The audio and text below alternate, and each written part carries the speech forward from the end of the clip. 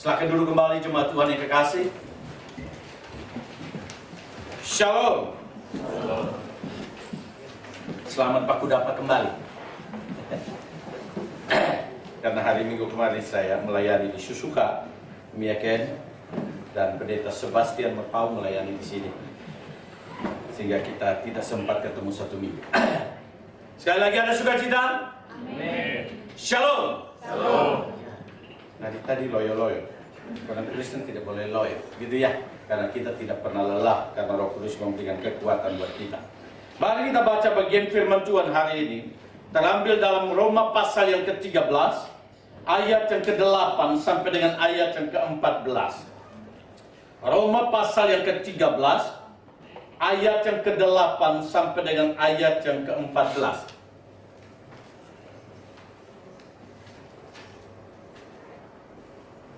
Roma pasal 13 ayat yang ke-8 sampai dengan ayat yang ke-14.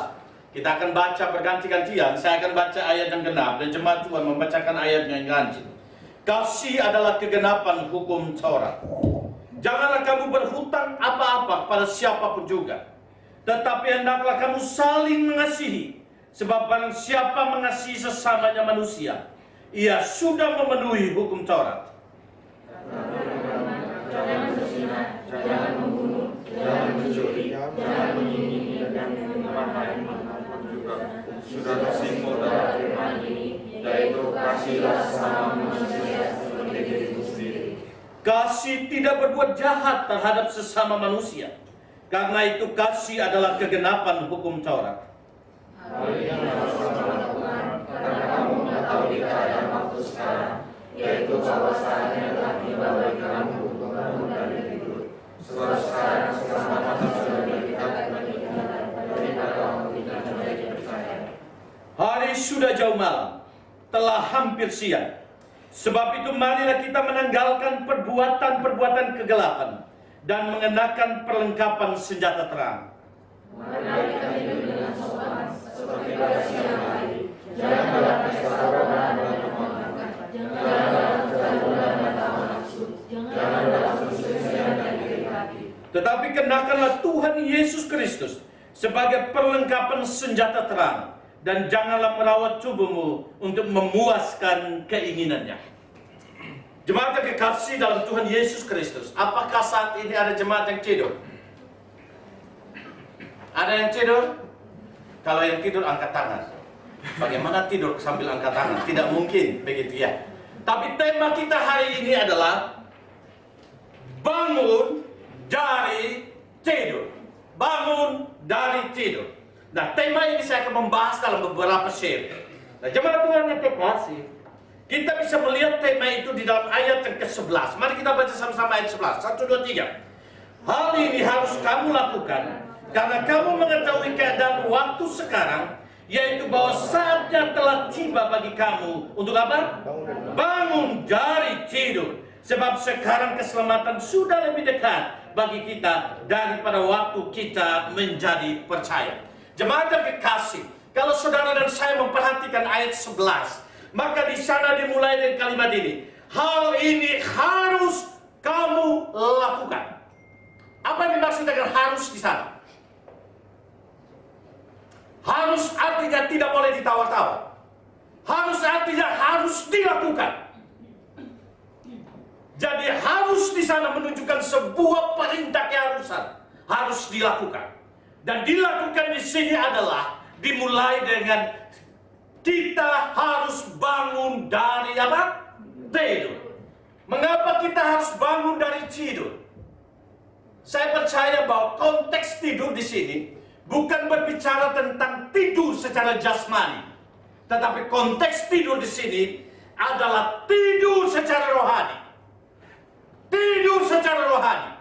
Dan tidur secara rohani di sini bukan ditujukan kepada orang yang tidak percaya, tetapi konteks di sini ditujukan bagi orang yang percaya.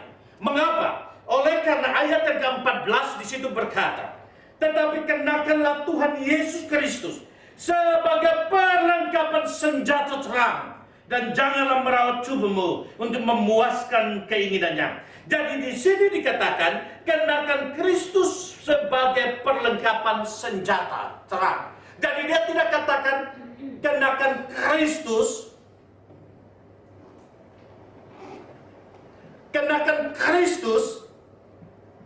sebagai pribadi yang memberikan kepastian keselamatan bagi kita. Tetapi dia katakan, kenakanlah Kristus sebagai perlengkapan senjata terang. Artinya apa? Jemaat di sini adalah jemaat yang sudah percaya. Jemaat Roma adalah jemaat yang sudah percaya. Tetapi walaupun mereka percaya, tetapi secara rohani mereka masih tidur. Maka ketika secara rohani mereka masih tidur, Paulus mengingatkan mereka, orang yang sudah diselamatkan dan Kristus sudah ada dalam hidupnya, dia tidak boleh tidur, tapi dia harus bangun dari tidur. Nah, apa yang dimaksud? Mengapa harus bangun dari tidur? Ayat 11 menekankan, hal ini harus kamu lakukan karena kamu mengetahui keadaan waktu sekarang. Di sini kita melihat, mengapa kita harus bangun dari tidur secara rohani? Oleh karena kita harus peka dengan waktu sekarang. Orang yang tahu waktu sekarang adalah orang yang peka. Dan saudaraku, istilah waktu sekarang di sana itu sebenarnya berbicara tentang konteks kitab Daniel. Itu kitab Daniel berbicara tentang hari Tuhan. Dan kalau hari Tuhan ini dikaitkan dengan konteks eskatologi atau penantian kedatangan Kristus yang dikatakan oleh kitab Wahyu, maka itu berbicara tentang zaman akhir. Kita memahami ada akhir zaman dan ada zaman akhir, betul? Sama apa tidak? Saya tanya lagi dulu lah, supaya jangan tidur. Saya khotbah jangan tidur, ternyata ada yang tidur. Zaman akhir dan akhir zaman sama apa tidak? Lah, zaman akhir dan akhir zaman sama apa tidak? Tidak. Tidak, betul ya? Dari sini bilang tidak, dari sini? Tidak. Gara-gara Pak Tagalog bilang tidak semua itu. Supaya kalau salah komunitas gitu ya. Tidak sama. Apa bedanya akhir zaman dan zaman akhir? Zaman akhir dan akhir zaman. Akhir zaman itu berbicara tentang berhentinya sejarah bergerak. Sedangkan zaman akhir artinya proses untuk mendekati kedatangan Kristus yang kedua kali. Maka di sini dikatakan kita harus bangun. Mengapa? Karena waktu sekarang adalah kita sedang berada pada zaman akhir, di mana Yesus sudah hampir mendekat untuk datang, walaupun kita tidak tahu kapan dia datang. Dan istilah bangun dari tidur karena waktu sekarang itu dikaitkan dengan orang yang bangun bukan jam 5 pagi, bukan bangun jam 6 pagi. Kalau dia kerja jam 8, Tatoeba contohnya ya, maka di situ dikatakan dia bangun jam 8 kurang 15 menit. Padahal dia harus pergi ke tempat kerjaan hampir 45 menit. Terlambat apa tidak? Terlambat. Kalau orang yang bangun seperti ini, kira-kira gimana gelaganya? Saya walaupun sudah 14 tahun di Jepang, tetapi saya biasanya pagi harus mandi pagi. Saya masih pakai tradisi Indonesia. Jadi walaupun malamnya saya mandi, tapi paginya itu saya harus mandi. Dan coba saudara dan saya bayangkan, kalau seperti saya pagi harus mandi, ternyata pelayanan, contohnya pelayanan jam 8, saya bangun jam kurang 15, jam 8, ternyata dengan kereta harus 45 menit. Bagaimana reaksi saya?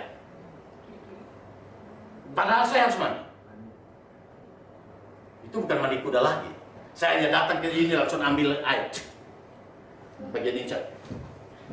Jadi bukan mandi, tapi mandi bagian mata saja. Mengapa? Karena itu sangat singkat sekali. Saya tidak peduli dengan yang lain. Yang penting saya harus sampai di sana. Itu artinya begini, kita harus bangun dari tidur. Kita sebentar lagi akan menghadapi Yesus akan datang kedua kalinya. Maka dengan demikian kita tidak boleh main-main dengan hidup ini. Nah, saudaraku, ketika dia menekankan tentang waktu sekarang, di sana dia menekankan tentang nilai sebuah waktu bagi kita. Saudaraku, sadar atau tidak, hidup kita diproses oleh waktu. Walaupun waktu tidak kelihatan, tetapi hidup kita diproses oleh waktu. Karena ketika kita dicipta, kita ditempatkan dalam dua hal, dua wadah. Yang pertama wadah ruang, tapi yang kedua adalah wadah waktu. Wadah ruang adalah wadah yang kelihatan, tapi wadah waktu adalah wadah yang tidak kelihatan. Kita bukan diproses oleh ruang, tetapi kita diproses oleh waktu. Waktu tidak kelihatan. Waktu seringkali orang menganggap enteng, tapi waktu adalah sesuatu nilai yang penting dalam hidup kita. Kita menjadi tua karena proses waktu, betul? Kita bisa menyesal karena proses waktu.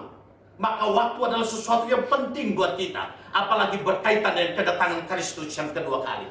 Nah, jemaat Tuhan yang kekasih, dengan penekanan kita harus bangun oleh karena waktu sekarang, di mana waktu itu mendekat tentang kedatangan Kristus. Apa yang kita harus lakukan di sana? Selanjutnya mari kita boleh sungguh lagi melihat ayat 11 bagian akhir.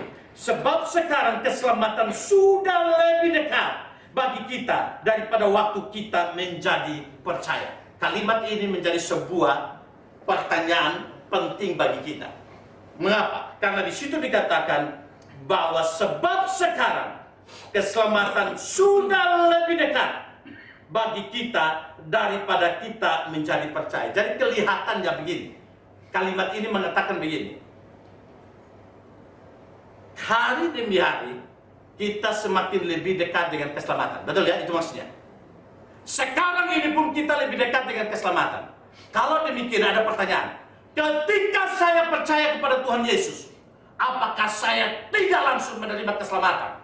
Maka perlu proses untuk saya mendekati keselamatan itu. Itu menjadi sebuah perdebatan dalam kehidupan para teolog. Tapi saudaraku, kalimat ini sebenarnya menekankan tiga hal penting di dalamnya.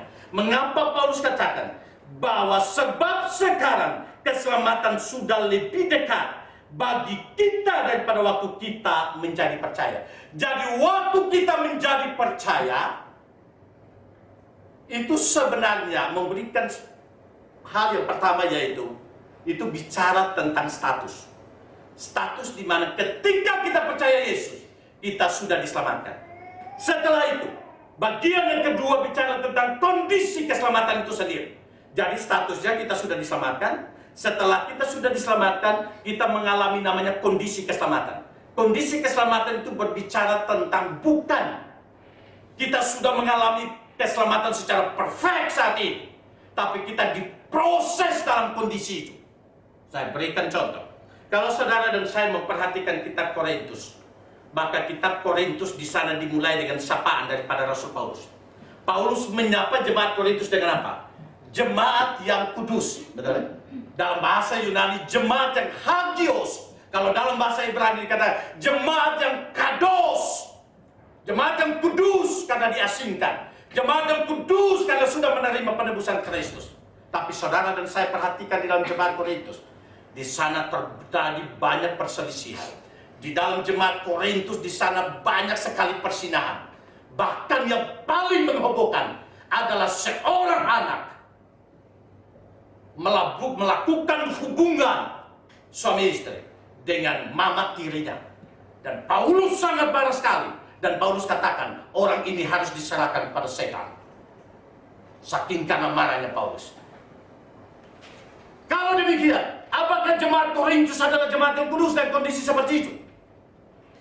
Bahkan jemaat Korintus adalah jemaat yang tidak mengakui kerasulan daripada Paulus sendiri. Tetapi dalam kondisi seperti itu, Paulus tetap menyapa jemaat Korintus adalah jemaat yang kudus. Mengapa demikian? Karena Paulus melihat secara status mereka sudah dikuduskan oleh Tuhan, maka secara status mereka sudah diselamatkan. Tetapi dalam kondisi di situ kita melihat kondisi keselamatan di sana mereka belum menerima secara sempurna, maka membutuhkan proses untuk disempurnakan. Maka saudaraku, kita memahami lahir baru itu beda dengan bertobat, betul ya? Tidak sama dong? Lahir baru bahasa Yunaninya adalah anote. Kemudian bertobat itu bahasa Yunaninya apa? Yang ikut PA, yang ikut pendalaman Alkitab. Bertobat itu bahasa Yunaninya metanoia. Kenapa beda? Lahir baru hanya terjadi satu kali. Ketika kita lahir baru, status kita sudah diselamatkan oleh Tuhan. Status kita sudah kudus. Tetapi kita butuh namanya metanoia supaya kita diproses. Nah, ketika kita diproses, itu bicara tentang kondisi keselamatan itu sendiri. Maka di sini dikatakan, ketika kita lebih dekat dengan keselamatan, itu bukan bicara status, tapi dia bicara tentang kondisi di mana kita diproses. Tapi yang ketiga, itu bicara tentang kesempurnaan daripada keselamatan. Itu dalam teologi reform kita mengenal dengan consummation teologi, di mana kita akan disempurnakan keselamatan itu ketika kita dekat, kita bertemu dengan Tuhan. Ketika Yesus datang kedua kali, atau ketika kita mati dan kita kembali kepada Tuhan, kita mengalami kesempurnaan keselamatan itu sendiri. Maka di sini dia sedang bicara dua hal. Bicara tentang proses kondisi keselamatan, tapi itu akan membawa kita kepada consummation, kesempurnaan daripada keselamatan itu ketika Yesus datang kedua kali.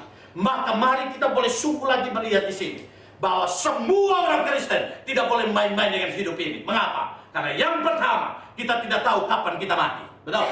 Di sini ada yang tahu kapan mati? Kasih tahu saya dong. Anda nomor berapa? Siapa tahu setelah Anda saya. Karena kita semua ini sudah punya nomor masing-masing. Maka tanyakan sambil kiri kananmu, kamu nomor berapa ya? Siapa tahu setelah itu saya. Betul ya? Kita tidak tahu kapan kita mati. Kita tidak tahu di mana kita mati. Kita tidak tahu bagaimana nanti kita mati. Itu rahasia yang Tuhan taruh buat kita. Maka kita harus berjaga-jaga dalam hidup ini. Kita tidak boleh tidur secara rohani, tapi kita harus bangun. Yang kedua, kita tidak tahu kapan Yesus datang. Kita tidak tahu kapan Yesus datang. Waktunya tidak tahu. Maka ketika murid-murid bertanya kepada Yesus, kapan kedatangan kerajaan Allah? Yesus berkata dalam konteks sebagai manusia, dia katakan, aku pun tidak tahu. Yang tahu hanyalah Bapa. Ingat, bukan berarti Yesus tidak tahu.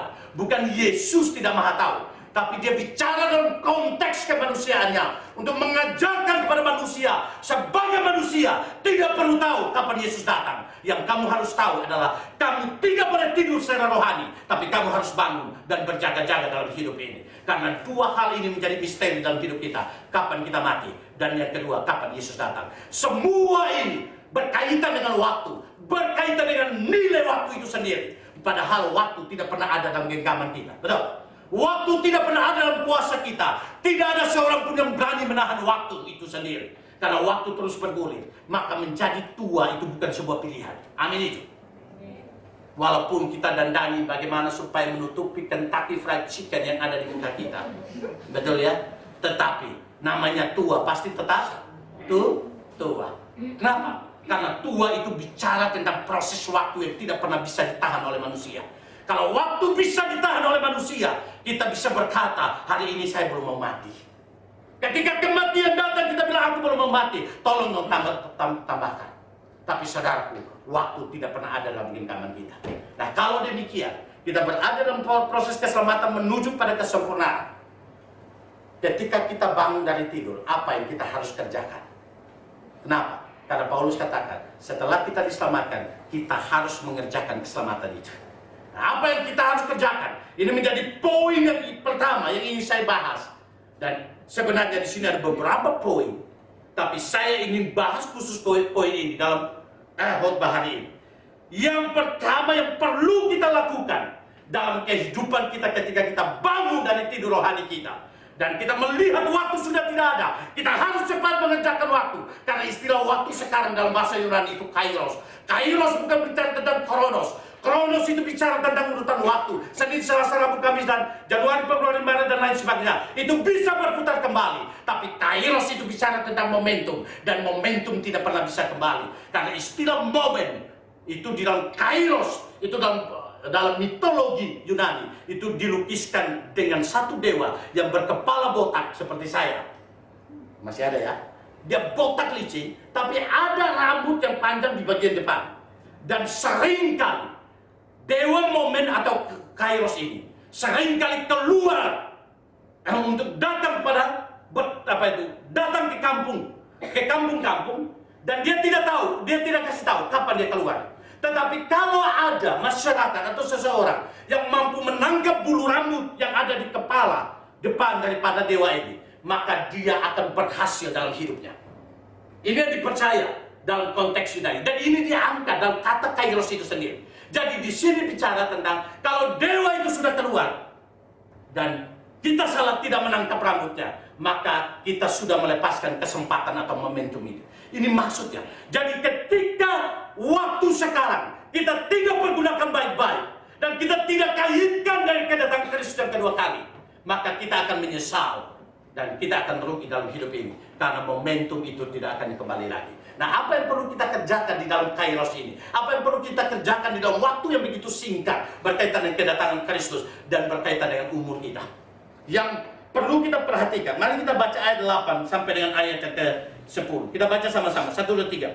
Janganlah kamu berhutang apa-apa pada siapapun juga, tapi hendaklah kamu saling apa? Mengasihi. Sebab barang siapa mengasihi sesamanya manusia, ia sudah memenuhi hukum Taurat. Karena firman, jangan bersidang, jangan membunuh, jangan mencuri, jangan mengingini, dan firman lain pun juga sudah tersimpul dalam firman ini, yaitu kasihilah sesamamu manusia seperti dirimu sendiri. Ayat 10. Kasih tidak berbuat jahat, tetapi terhadap sesama manusia, karena itu kasih adalah kegenapan hukum Taurat. Yang perlu kita lihat di sini adalah dalam khotbah saya hari ini adalah orang yang bangun dari tidurnya dan melihat waktu sekarang adalah waktu kairos, waktu momentum yang tidak boleh lewat saja begitu, yang tidak dapat diisi dengan apa-apa, harus diisi. Karena kita tidak tahu bahwa Yesus akan segera datang kapan dan kapan kita mati. Maka hal yang perlu dilakukan adalah tekanan yang ditekankan oleh Paulus, yaitu kita harus saling apa? Saling mengasihi. Nah, mengapa Paulus menekankan ini? Kalau saudara dan saya baca ayat 8, kelihatannya tidak ada hubungan antara kalimat di atas dan kalimat di bawah. Mengapa? Janganlah kamu berhutang apa-apa kepada apa? Ya, kepada siapapun juga. Tetapi hendaklah apa? Kamu saling mengasihi. Coba lihat, ada nggak hubungan kalimat ini? Janganlah kamu berhutang apa-apa, tapi hendaklah kamu saling apa? Mengasihi. Loh, bukti kita mengasihi itu apa? Kalau orang datang minta supaya apa? Minta supaya kita apa? Bantu dia, maka otomatis kita harus bantu dia, betul ya? Tetapi selanjutnya, saya bisa membuktikan saudaraku mengasihi saya ketika saya dalam kekurangan, saya datang dan saya hutang sama dia, dia kasih saya, dia tidak kasih saya, dia mengasihi saya apa tidak? Dia mengasihi saya apa tidak? Tidak. Tapi kalau dia kasih saya, dia mengasihi saya apa tidak? Bukankah kalimat ini kontras? Yang pertama dia katakan jangan kau hutang apa-apa, tapi hendaklah kamu saling mengasihi. Tapi jangan lupa ayat 8 ini ada kaitan dengan ayat yang di atasnya. Ayat 7. Ayat 7 di sini dikatakan, bayarlah kepada semua orang apa yang harus kamu bayar. Apa itu? Pajak kepada orang yang berhak menerima pajak, cukai kepada orang yang berhak menerima cukai, rasa takut kepada orang yang berhak menerima rasa takut, dan hormat kepada orang yang berhak menerima hormat. Jadi ayat 8 yang dikatakan jangan kau berhutang, tapi ayat 7 dikatakan bayarlah. Betul? Cocok apa tidak? Bayar. Bayar kepada siapa? Di sana dikatakan kepada pemerintah. Mengapa? Karena pemerintah memiliki dua otoritas yang Tuhan berikan bagi pemerintah. Yang pertama, otoritas pemerintahan. Dan yang kedua adalah otoritas ekonomi. Itu yang dikelola untuk mengatur akan masyarakatnya. Sehingga kalau dikatakan harus bayar pajak, maka harus bayar Pak. Jangan utang. Di sini semua jujur, gitu ya. Tidak usah bayar pajak Pak. Saya sudah bayar pajak, apalagi bayar perpuluhan. Sudah berjalankan itu. Nah, gitu ya. Ya, amin. Oke, Pak cepat lewat ini dulu aja Pak. Jadi di sini kita melihat dia menekankan jangan berhutang, tetapi kamu harus saling mengasihi. Pendeta Dr. Stephen Tong melihat ada kalimat yang sebenarnya tidak diterjemahkan ke dalam bahasa Indonesia, tapi dalam bahasa Chinese, itu bahasa Mandarin itu ada diterjemahkan, dan itu sesuai dengan bahasa Indonesia. Apa itu? Dikatakan di situ bahwa hendaklah kamu saling mengasihi karena kamu sedang berhutang kasih. Nah, kata berhutang kasih tidak ada dalam bahasa Indonesia, tapi dalam bahasa Mandarin itu ada, dan dalam bahasa Yunani itu ada. Pertanyaan saya, mengapa kita harus saling mengasihi? Karena hal yang pertama adalah karena kita tidak boleh berhutang apapun juga, tapi kita berhutang kasih. Ini penting sekali. Mengapa? Karena kita bisa diselamatkan itu oleh karena kasih Allah. Amin itu. Maka kita sedang berhutang kasih kepada Allah. Tapi Tuhan Yesus berkata, bagaimana engkau berkata kau mengasihi aku, kalau sesamamu saja engkau tidak mengasihi? Bagaimana aku yang tidak kelihatan kamu mengatakan kamu mengasihi, tapi sesamamu yang kelihatan engkau tidak mengasihi? Maka hal yang pertama, ketika kita bangun dari tidur rohani kita, hal pertama yang harus kita lakukan adalah kita harus mengasihi. Karena hukum Taurat, 10 hukum itu disimpulkan menjadi 2 dalam Matius 22. Yaitu apa? Kasihilah apa? Kasihilah Tuhan Allahmu dengan segenap hatimu, segenap jiwamu, segenap akal budimu. Yang kedua, kasihilah sesamamu manusia. Maka di sini kita melihat, kita sebagai orang Kristen, kita sebagai orang yang menantikan kesempurnaan keselamatan, itu harus membuktikan keselamatannya dengan membuktikan melalui kasih itu sendiri. Dan kasih di sini ditujukan pada Tuhan. Tetapi untuk membuktikan pada Tuhan harus dimulai daripada sesama itu sendiri. Tapi orang tidak akan pernah melakukan kasih itu dengan benar kalau dia sendiri tidak pernah merasa berhutang kasih kepada Tuhan. Saudaraku, mengapa berhutang kasih itu penting ketika kita saling mengasihi? Karena di sini kita boleh belajar bahwa ketika orang mengasihi, dia tidak pernah melihat pada sesama, dan dia berkata, sesama kurang hormat sama saya, sesama kurang baik sama saya, sesama kurang mempedulikan saya. Kasih tidak pernah dimulai dari situ, tetapi kasih dimulai daripada mengevaluasi diri. Kenapa? Karena ayat yang ke-12 di situ dikatakan, hari sudah ayat 10, kasih tidak berbuat jahat terhadap sesama manusia, karena itu kasih adalah kegenapan hukum Taurat. Maka di sini kita melihat, kasih tidak pernah melihat terlebih dahulu kekurangan daripada orang, tapi kasih mulai lihat daripada dirinya. Ketika dia merasa berhutang, dia mulai melihat bagaimana, aku masih berhutang kasih dengan orang ini. Nah, aku kurang hormat sama dia, aku kurang menghargai dia, aku kurang memberi bantuan buat dia. Maka di sini ketika dia mulai daripada kalimat ini, maka dia menggerakkan dirinya untuk melakukan lebih lagi bagi sesama. Maka di sini kasih membuat kita tidak menuntut terlebih dahulu dari sesama, tapi kasih menuntut kita untuk memulai dari diri kita terhadap sesama. Amin itu.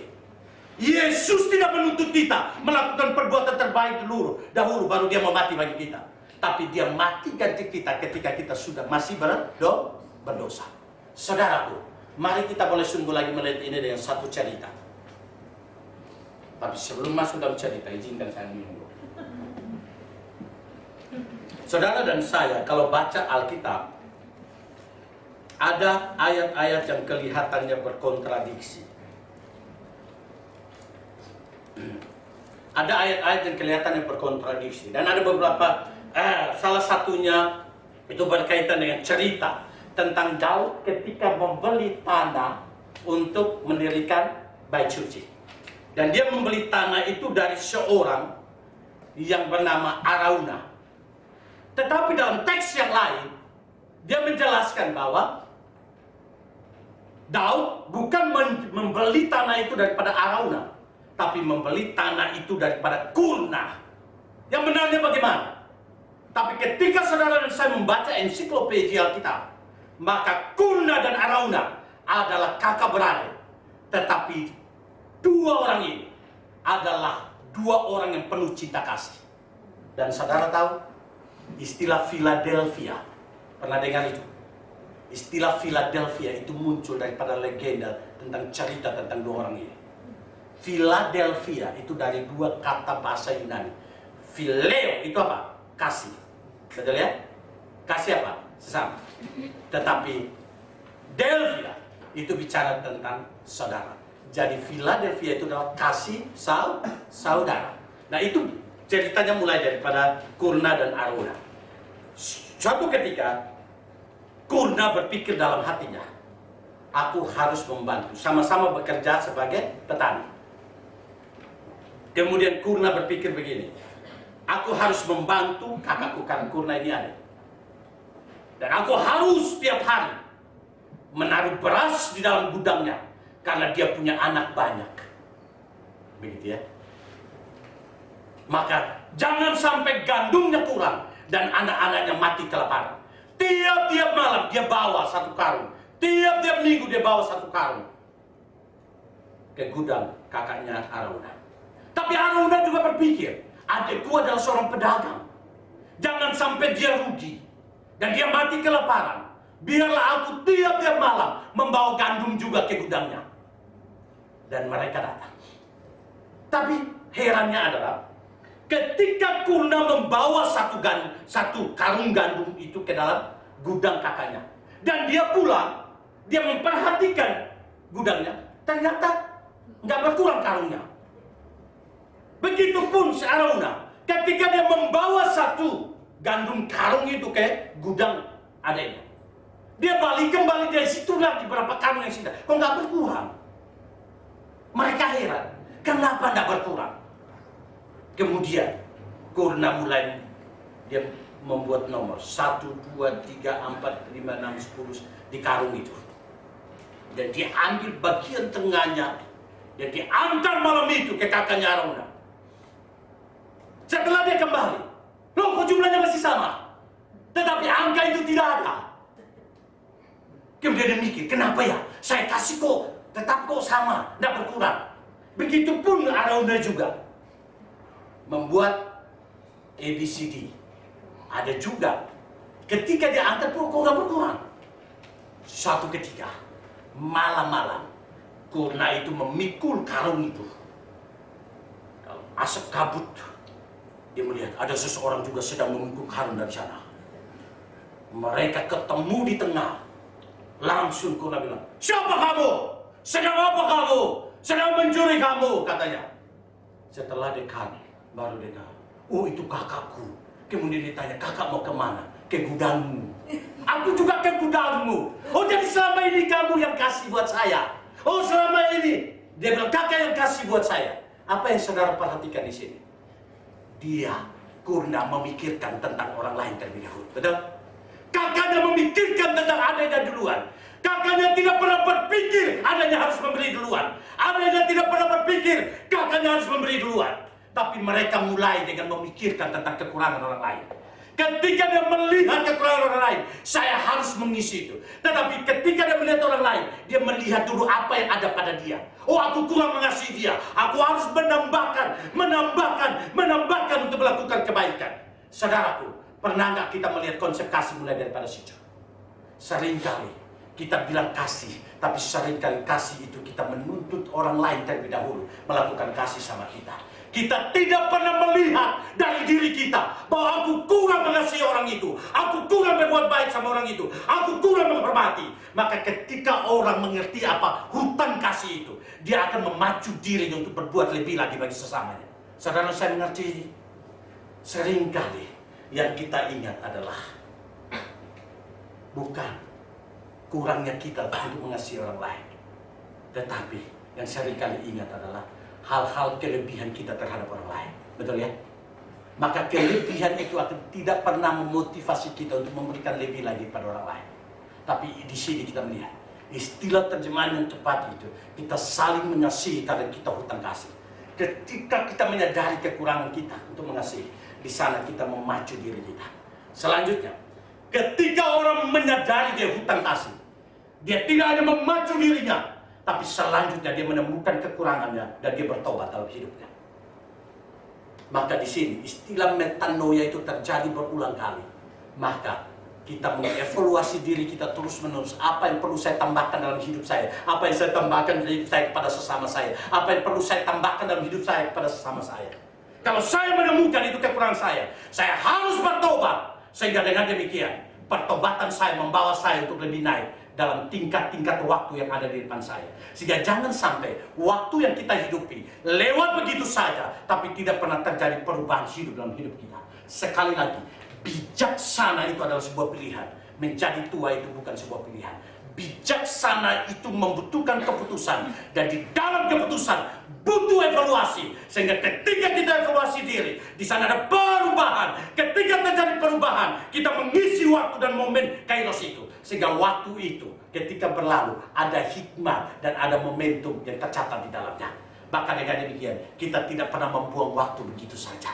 Jemaat Tuhan yang kekasih, ketika saya duduk bersama dengan istri dan kadang kami bicara, saya katakan pada istri saya mau sudah mau hampir 50, walaupun masih ada 7 tahun.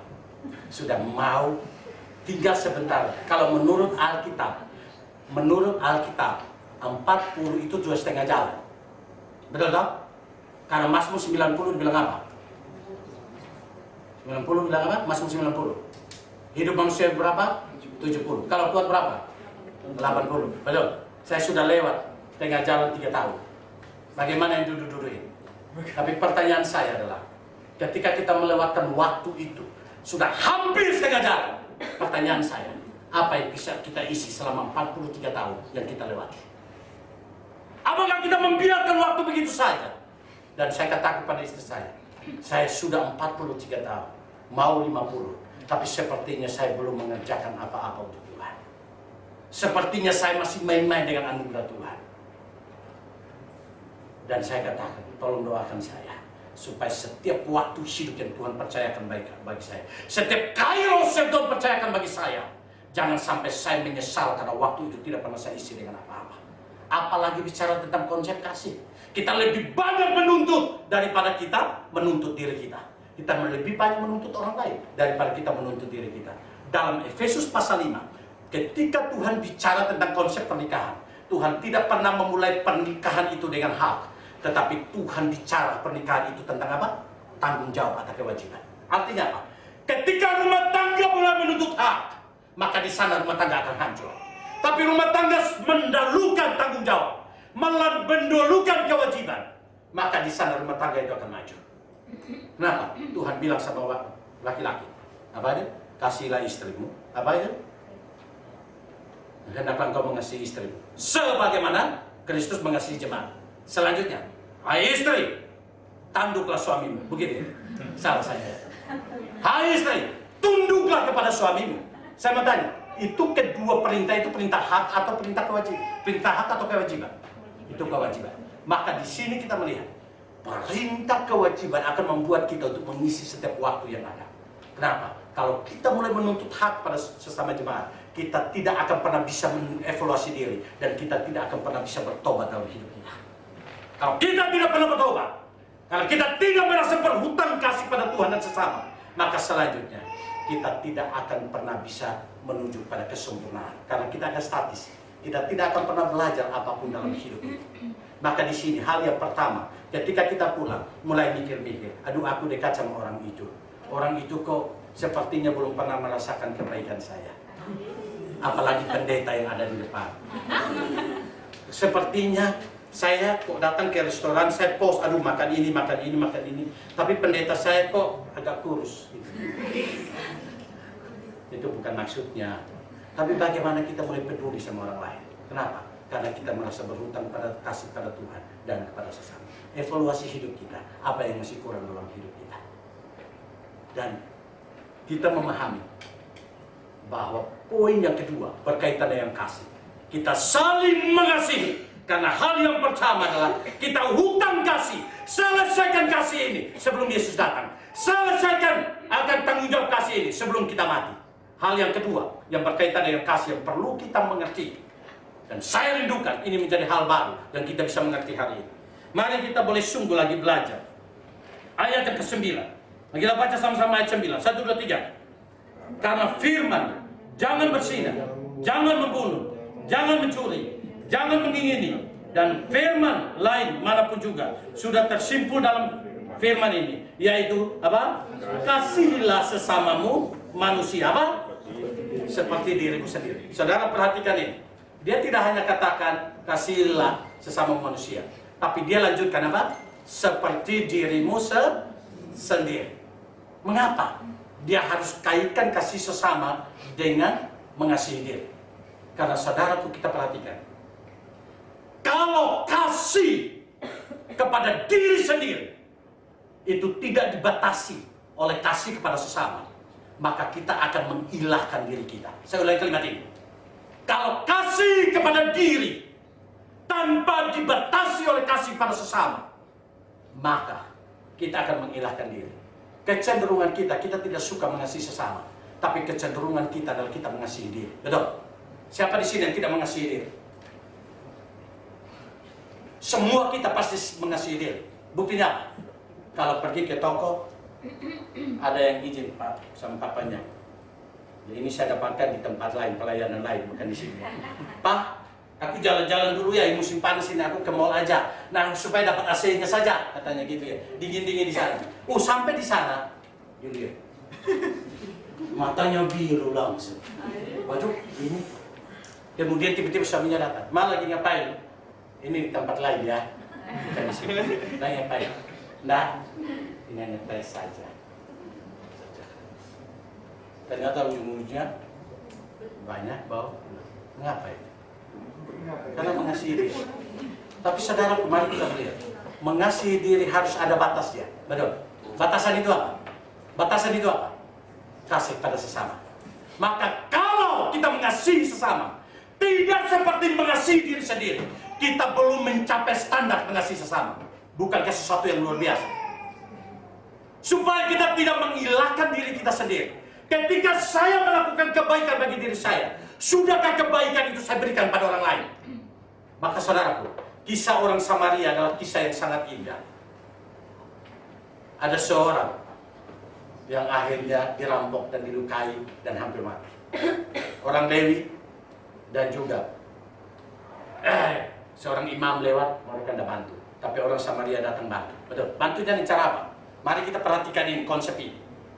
Bantunya cara apa? Dia turun dari keledainya. Apa yang dia lakukan? Dia ambil minyak. Minyak ini dia pakai untuk apa? Membersihkan luka. Pertanyaan saya, apakah orang Samaria ini membawa minyak untuk orang ini? Tidak, tapi membawa minyak untuk apa? Dirinya sendiri. Betul ya? Selanjutnya, setelah dia bersihkan lukanya, apa yang dia lakukan lagi? Dia angkat orang itu, naikkan di mana? Keledai. Pertanyaan saya, apakah keledai itu dipersiapkan bagi orang ini atau bagi dia? Bagi dia. Tapi dia rela turun, dia angkat orang ini untuk menduduki posisinya. Apalagi, dia bawa ke tempat penginapan. Di tempat penginapan, akhirnya dia bayar biaya perawatan daripada orang ini. Bahkan dia katakan apa? Kalau kurang, nanti saya akan datang untuk melunasinya. Pertanyaan saya, apakah uang itu dia sediakan bagi orang yang dirampok ini? Dia sediakan bagi dirinya, karena dia sedang berdagang, berjalan ke tempat yang jauh. Tapi di sini kita melihat, apa yang dia sediakan bagi dirinya, dia relakan berikan kepada sesamanya. Kenapa? Karena standar mengasihi diri, itu harus diukur dengan batasan mengasihi sesama. Kalau saya perlu mengasihi sesama, sebagaimana saya mengasihi diri saya sedang menipu diri saya. Maka saudaraku, kalau saudara perhatikan di sini, jangan berzina, jangan membunuh dan lain sebagainya. Itu adalah hukum ke-5 sampai dengan hukum ke-10. Mengapa Tuhan tidak memulai dari hukum pertama sampai dengan hukum yang ke-4 baru langsung dari hukum yang ke-5? Karena hukum ke-5 sampai 10 adalah perintah dalam relasi dengan sesama. Tetapi istilah jangan itu bukan hanya berkaitan dengan perbuatan, tapi berkaitan dengan motivasi. Saudaraku, mengapa motivasi penting? Karena apapun yang kita lakukan, tapi motivasi kasihnya tidak ada, maka tidak ada nilainya apa-apa di hadapan Tuhan. Amin itu. Maka 1 Korintus 13 dikatakan apa? Walaupun saya memiliki karunia bahasa, walaupun saya memberikan diri ke saya dibakar, tapi saya tidak memiliki kasih. Saya seperti tong yang geberincing, yang sebenarnya berbunyi besar, tetapi isinya kosong. Artinya apa? Mengasihi sesama itu harus diukur dengan bagaimana kita mengasihi diri. Jadi kalau saya mengasihi diri saya, itu juga standar, itu juga harus saya lakukan pada orang lain. Saya percaya kita tidak mungkin bisa menyakiti diri kita sendiri, benar ya? Kita tidak mungkin merusak diri kita sendiri. Maka kalau kita tidak bisa menyakiti diri kita sendiri, selanjutnya kita juga menjadikan standar itu untuk tidak boleh menyakiti sesama kita. Itu maksudnya. Maka dengan demikian, kasih yang kita lakukan adalah kasih yang keluar daripada motivasi yang tulus. Karena apa? Kita tidak akan menjadikan diri kita menjadi ilah. Karena ketika kita mengasihi diri kita, batasannya adalah ketika saya mengasihi sesama saya. Maka jemaat Tuhan yang kekasih, bagian ini membawa kita untuk belajar sungguh-sungguh tentang kasih yang sesungguhnya. Kasih tidak mulai daripada saya mengasihi orang yang mengasihi saya, tapi kasih dimulai dari ketika saya menyadari saya hutang kasih. Maka saya memacu diri saya untuk lebih lagi berbuat kasih. Yang kedua, kasih yang sejati bukan menuntut hak, tapi kasih yang sejati mulai daripada sebagaimana saya mengasihi diri saya, maka saya harusnya standar itu juga saya pakai untuk mengasihi sesama. Kalau saya belum melakukan itu, maka saya sedang mengilah diri saya. Maka Allah tidak pernah menjadi Allah di dalam hidup saya, tapi diri saya sedang menjadi ilah. Maka marilah kita boleh belajar mengapa Tuhan mencipta kita sebagai peta dan gambar Allah. Peta dan gambar Allah dalam bahasa Ibrani itu adalah Salem dan Demuts. Salem dan Demuts itu berbicara tentang ukiran dan foto Allah. Mengapa kita dicipta demikian? Salah satu potensi kita dicipta sebagai gambar dan rupa Allah, karena Allah memberikan kasih dan relasi buat kita. Dan ketika kita berelasi, kita sadar, aku dicipta bukan sendirian. Maka aku tidak hanya mengasihi diriku, tapi aku harus mengasihi sesama sebagaimana aku mengasihi diri. Karena aku dan dia tidak ada bedanya. Dia adalah gambar rupa Allah, aku adalah gambar rupa Allah. Aku adalah manusia, dia juga adalah manusia. Maka sebagaimana aku mengasihi diri, maka aku harus mengasihi sesamaku. Kalau saya belum melakukan itu, saya belum berfungsi sebagai gambar dan rupa Allah. Saya belum berfungsi sebagai manusia. Maka mari kita boleh belajar di konteks kasih ini, sehingga kita tidak menyia-nyiakan hidup ini dan kita membuang waktu begitu saja. Saya selanjutnya minggu depan saya akan bicara tentang konsep. Dia katakan bahwa sudah jauh malam dan hampir siang, tanggalkanlah segala semua tindakan dosa. Istilah itu adalah istilah yang berlawanan dengan konteks perhitungan waktu dalam konteks manusia. Seringkali kita melihat waktu dari apa? Dari pagi terang ke gelap, betul ya? Tetapi Tuhan melihat waktu dari malam yang gelap menuju kepada terang. Nanti kita akan melihat konsep filosofi itu dalam konteks Alkitab. Baru kita mengerti nilai dan value, nilai hidup itu apa yang Tuhan kehendaki berkaitan dengan bangun daripada tidur. Sehingga kita tidak menyia-nyiakan hidup ini. Ini poin yang pertama yang hari ini saya bicara tentang kasih. Maka pulang hitung baik-baik. Hutang kasih apa yang saya belum lakukan. Selanjutnya, yang kita boleh pikirkan baik-baik dalam hidup kita. Kalau saya mengasihi diri saya seperti ini, sudahkah saya mengasihi sesama dengan standar ini? Itu menjadi sebuah peringatan buat kita. Sehingga jangan sampai kita tidak melakukan itu. Padahal besok kita sudah mati. Besok Tuhan sudah datang. Akhirnya kita mempertanggungjawabkan kasih yang kita sudah tahu itu. Mari kita tunduk kepala kita. Bapa di sorga, terima kasih